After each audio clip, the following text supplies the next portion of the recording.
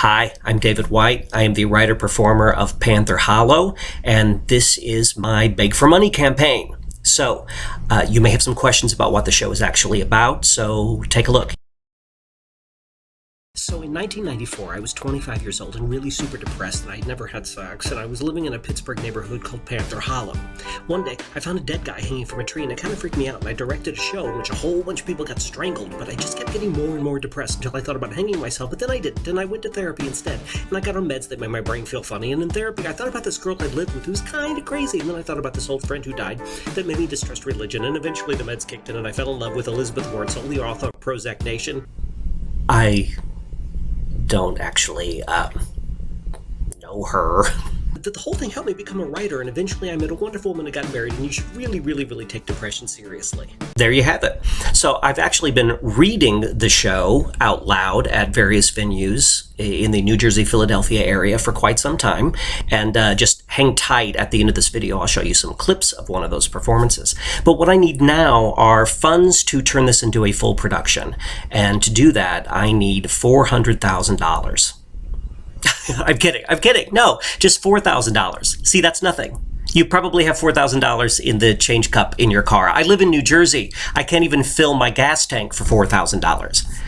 Okay, listen, I know $4,000 is nothing to sneeze at, but I need to pay John Augustine, who is an amazing director, and he's been working with me on the show. Colleen Finnegan is my PR maven, and she's incredible. These guys have been working with me for free. Also, we need some transportation, we need sets, we need props, and in November, I'm headed to the United Solo Festival, and I would like to be able to give them a full production. Also, I'll be doing it at Passage Theater next spring, and wherever else I can get myself bookings between now and then. I was suffering from clinical depression and living in Pittsburgh. Now, those two things did not necessarily have anything to do with one another. Also, because of lifelong feelings of self-loathing, I feel the need to say I'm sorry for everything that you might find offensive. And for that, I apologize. I got this urge to giggle, this high-pitched girly noise. It was coming out of my mouth. I was snirking through my nose. I clamped my hand over my mouth to keep myself from laughing out loud. She noticed. She said, "Yeah, keep an eye on that." Sometimes when the meds are starting to work, people get this feeling of elation. And she handed me a list of side effects, and I read them. Along with dry mouth, nausea, tremors, excitability, and seizures, I saw false sense of well-being.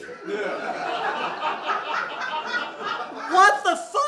Down the street, and I laughed because it was over. I was well. This was incredible. And the next day I crashed. I know this is going to be a shocker, but it turned out that I was feeling a false sense of well-being.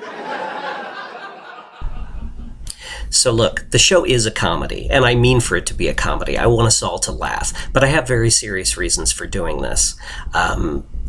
I did suffer from depression back when I was 25 years old. It was a horrible time. It was it took a lot out of me, and I figured out how to keep going on, and I have figured out how to manage it all these years later.